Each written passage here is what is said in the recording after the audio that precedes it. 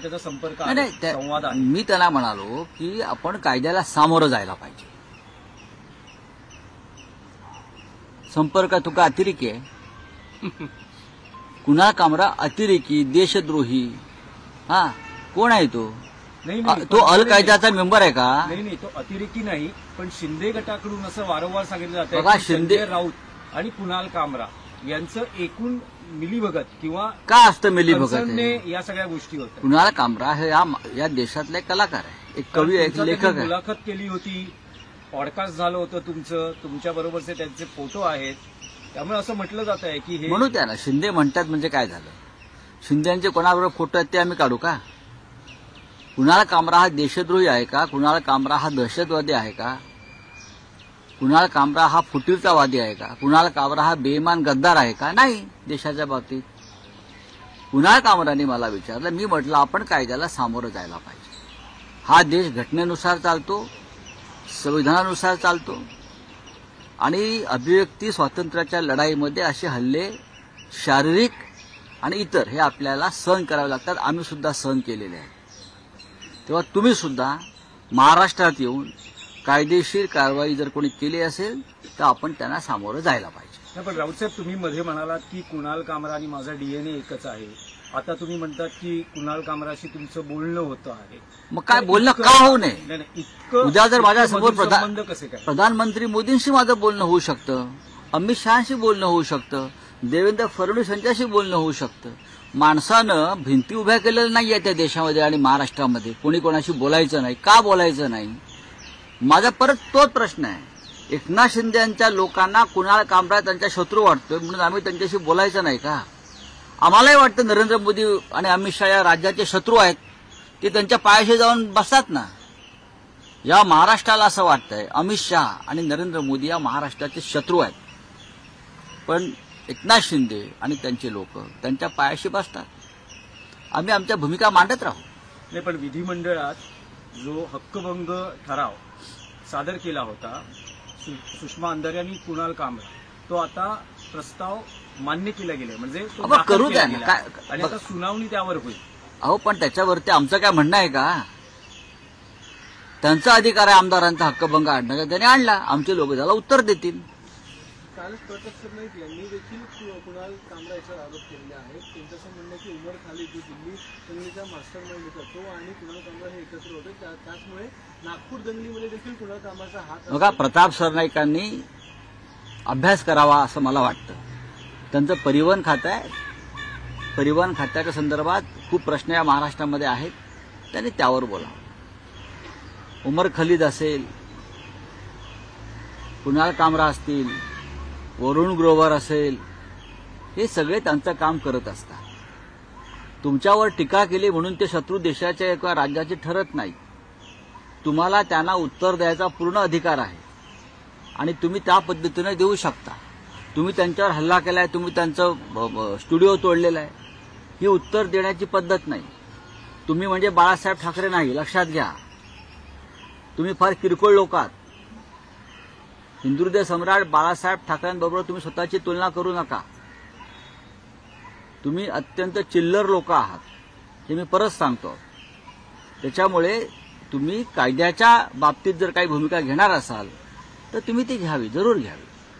आणि कुणाल कामरानं महाराष्ट्रात येऊ नये किंवा इकडे जाऊ नये हे तुम्ही कोण ठरवणार? तुम्ही त्याचा मर्डर करणार आहात का? खून करणार आहात का? ते जाहीर करा आम्ही त्याचा खून करतोय म्हणून. कदाचित 31 तारखेला जेव्हा कुणाल कामरा मुंबईत येईल तर कायदा सुव्यवस्थेची परिस्थिती निर्माण होऊ शकते. यासाठी कायदा यांचं राज्य आहे म्हणून कायदा सुव्यवस्थेवरती गप्पा मारतात. हे म्हणजे गल्लीतल्या टोळ्या आहेत या. हे जे दाऊद इब्राहिमनं किंवा त्या वेळेला जेव्हा भाडोत्री गुंड पोचण्यासाठी कॉन्ट्रॅक्ट किलर्स नेमले होते पैसे देऊन, तसे सगळे कॉन्ट्रॅक्ट किलर्स आहेत ते राजकारणातले. पैसे आहेत, उद्या यांच्याकडे पैसे नसतील तर हे सगळे त्यांचे कॉन्ट्रॅक्ट किलर्स आहेत, ते दुसऱ्या पक्षात जातील. अजित पवार गटामध्ये असतील किंवा भाजपकडे असतील किंवा शिंदेकडे असतील, हे सगळे भाडोत्री गुंड आहेत. ज्या दिवशी सत्ता बदलेल तेव्हा आमच्या दारामध्ये बाहेर उभे असतील. They all are contract killers. मी तुम्हाला सांगतो, आम्ही यांना ओळखतो. कधी काळी ह्याने आमच्यासाठी सुद्धा काम केलेलं आहे. बोलिए, हो गया आपका, आणखी चले, नाही, नाही, खतम हो रावसाहेब, गया. आणखी एक विषय आहे की भाजप खासदार उदयनराजे भोसले यांनी आता स्वतःच्याच सरकारला घरचा आहेर दिलेला आहे. त्यांचं असं म्हणणं आहे की छत्रपती असतील किंवा महापुरुष असतील यांच्या अवमान प्रकरणी 10 वर्षांची शिक्षा करण्याचा कायदा करा. तुम्ही विधिमंडळाचं विशेष अधिवेशन बोलवा आणि त्यात हा कायदा मंजूर करून घ्या. आणि असं न केल्यास तुम्ही छत्रपती शिवाजी महाराजांचा अवमान करणाऱ्यांना प्रोत्साहन देता. श्रीमंत छत्रपती उदयनराजे भोसले हे फार लॉजिकल बोलतात आणि त्यानुसार ते बोललेले आहेत. मगाशी ज्यांना कुणाल कामराला पाय ठेवू द्यायचा नाही असं जे म्हणतायत त्यांनी प्रशांत कोरटकर विषयी काय भूमिका घेतली?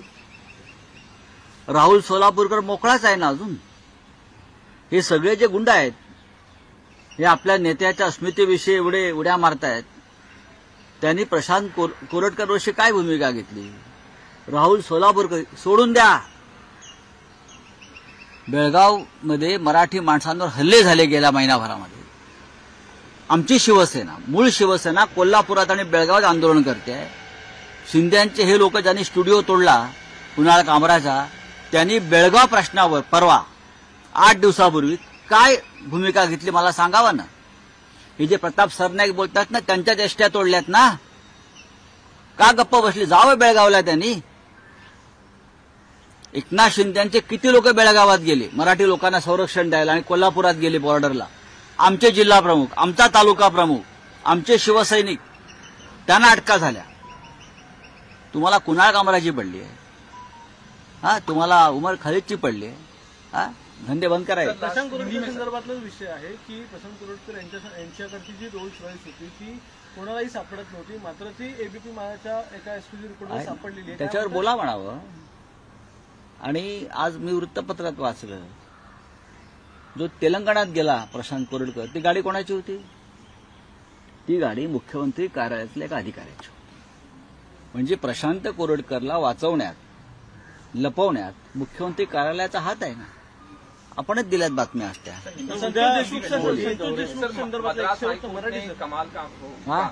कुणाल कामरा को एंटीसिपेटरी बेल दी गई है और 31 तारीख को वो यहाँ आने वाले हैं मुंबई में. किस तरह से देखते हैं? आपने कहा कि आपकी बातचीत भी हुई. बात ऐसे मेरी सबसे बात होती है. हाँ. मैं मेंबर ऑफ पार्लियामेंट हूं, मुझे कोई भी फोन कर सकता है.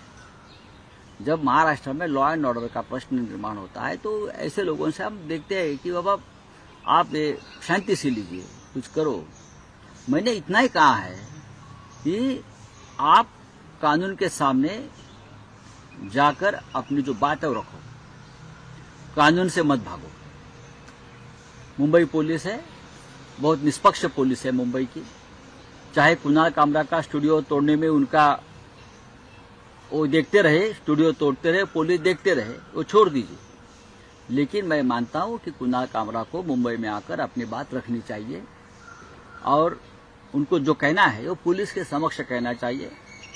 और मैं ये भी मांग करता हूं सरकार से, जब मुंबई में कंगना राणावत और हमारा झगड़ा हुआ था तो नरेंद्र मोदी जी ने कंगना राणावत को स्पेशल प्रोटेक्शन दिया था सेंटर का. वैसा प्रोटेक्शन कुणाल कामरा को देना चाहिए. स्पेशल फोर्स दिया था रक्षा के लिए, कंगना राणावत के लिए, क्योंकि उनको लगा कि हम उनके ऊपर हमला करेंगे. हम किसी महिला के ऊपर हमला नहीं करते, हम नामर्द नहीं है. तो उस प्रकार का प्रोटेक्शन और सुरक्षा व्यवस्था कुणाल कामरा को भी देनी चाहिए. सर, ये कहा जा रहा था कि आप के कहने पे कुणाल कामरा ने इस तरह से स्टेटमेंट, मतलब आपकी पार्टी के कहने से, अब आप बोल रहे हैं कि आपकी बातचीत हुई है, तो किस तरह से देखते हैं, क्या कहना चाहते हैं? कुणाल कामरा का टेररिस्ट है. कुणाल कामरा अलकायदा का मेंबर है, हुर्रियत का मेंबर है, कौन है, हिजबुल का मेंबर है. कुणाल कामरा इस देश का नागरिक है, मुंबई में रहता है, मुंबई का नागरिक है. कुणाल कामरा एक कलाकार है, एक लेखक है, एक कवि है, एक स्टैंड अप कॉमेडियन है जाने माना. तो उनसे बात करना गुनाह है क्या? ठीक है, उनकी बात किसी को अच्छी नहीं लगी है, एकनाथ शिंदे के लोगों को अच्छी नहीं लगी है, तो उनकी बात है, उनको जवाब दे सकते हैं.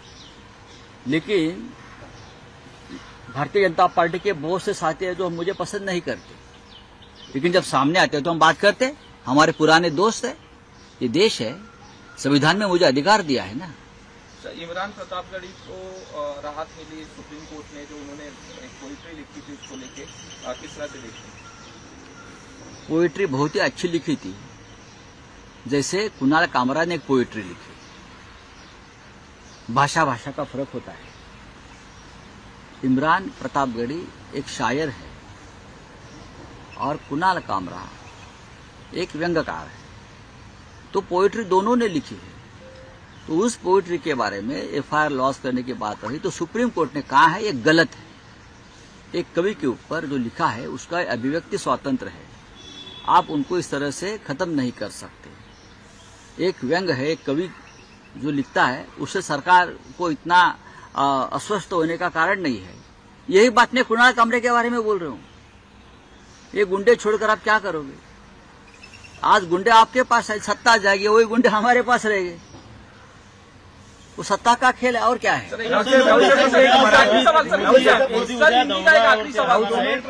डोनाल्ड ट्रंप ने तारीफ की है, प्रधानमंत्री की तारीफ की है। डोनाल्ड ट्रंप ने फिर से कहा कि अच्छे प्रधानमंत्री हैं, बात ऐसी मेरे अच्छे है, दोस्त हैं। बहुत अच्छी। मैं तारीफ की तो मैं ये बात को मानता हूं कि प्रधानमंत्री तारीफ करने लायक है, लेकिन जब अभी हमारे प्रधानमंत्री व्हाइट हाउस गए थे तो उनको रिसीव करने के लिए यही ट्रंप ने देश के प्रधानमंत्री, भारत के प्रधानमंत्री को एक जूनियर लेडी ऑफिसर को भेजा था बाहेर। उसका जबाब दीजिए। साहेब, एक मराठीत हवा आहे की 31 तारखेला कुणाल कामरा मुंबईत येईल, त्यावेळेस कदाचित जे आक्रमक शिंदे शिवसेना आहे त्याच्यापासून धोका असू शकतो। अशा वेळेस काय वाटतं की मुंबई पोलिसांनी किंवा जेव्हा त्याच्या जीवाचा कंगना राणावतचा आणि आमचा एक वाद झाला, तिने मुंबईला पाकिस्तान म्हटलं। काय म्हटलं? पाकिस्तान। मुंबई हे पाकिस्तान आहे। त्याच्यावर मुंबईचे लोक चिडले, मुंबईला पाकिस्तान तुम्ही आमच्यावर टीका करा, आमच्या पक्षावर टीका करा, तुम्ही मुंबईला पाकिस्तान म्हटल्यावरती जो वाद झाला त्याच्यानंतर केंद्राला असं वाटलं की कंगना राणावतला धोका निर्माण होऊ शकतो। त्यांनी मुंबईमध्ये कंगना राणावतला केंद्र सरकारची सुरक्षा व्यवस्था दिली। 27 सशस्त्र पोलीस, किती? 27। मग त्याच प्रकारची सुरक्षा व्यवस्था त्याच कारणासाठी कुणाल कामराला मिळाली। मुंबईत येथील कुणाल कामरा ज्या दिवशी, तेव्हा ही जबाबदारी मुंबई पोलिसांची आहे, मुंबई पोलीस आयुक्तांची आहे, राज्याच्या पोलीस महासंचालकांची आणि राज्याच्या गृहमंत्र्यांची आहे। राज्याच्या गृहमंत्र्यांनी सुपारी घेऊ नये कुणाल कामराला मारण्याची पोलीस असताना, हे पण मी सांगतोय। मी त्यांना सांगितलेलं आहे कायद्याचं पालन सगळ्यांनी केलं पाहिजे, आपण कायद्यासमोर उपस्थित राहिलं पाहिजे। कायदा सगळ्यांसाठी समान आहे आणि कायदा समान आहे सगळ्यांसाठी हे सिद्ध करण्याची जबाबदारी राज्याचे गृहमंत्री देवेंद्र फडणवीस यांची आहे। संतोष देशमुख यांच्या हत्या प्रकरणातला एक प्रत्यक्षदर्शी होता, ज्याने पोलीस स्टेशनला ज्यावेळी त्यांचं अपहरण झालं त्यावेळी तो पोलीस स्टेशनला गेला होता आणि त्याने पोलिसांना जाऊन सांगितलं, मात्र पोलिसांनी त्याला 3-3.5 तास बसवून ठेवलं, त्याची तक्रार देखील घेतली नाही। पुढचं अपहरण झालं नसतं, पुढची हत्या देखील नक्कीच काय वाटतं? नाही, हे गृह खात्याचं अपयश आहे। बीडचं पोलीस खातं हे देवेंद्र फडणवीस यांच्या नकाशावर आहे की नाही गृहमंत्री म्हणून, अजूनही हा प्रश्न आमच्या समोर आहे। तेव्हा सोडून द्या, आजही बीडचं पोलीस खातं हे मुंबईतून नियंत्रण केलं जात नसून कोणीतरी एक वेगळी अज्ञात शक्ती आहे, ते आजही बीडचं पोलीस खातं नियंत्रित करते आहे।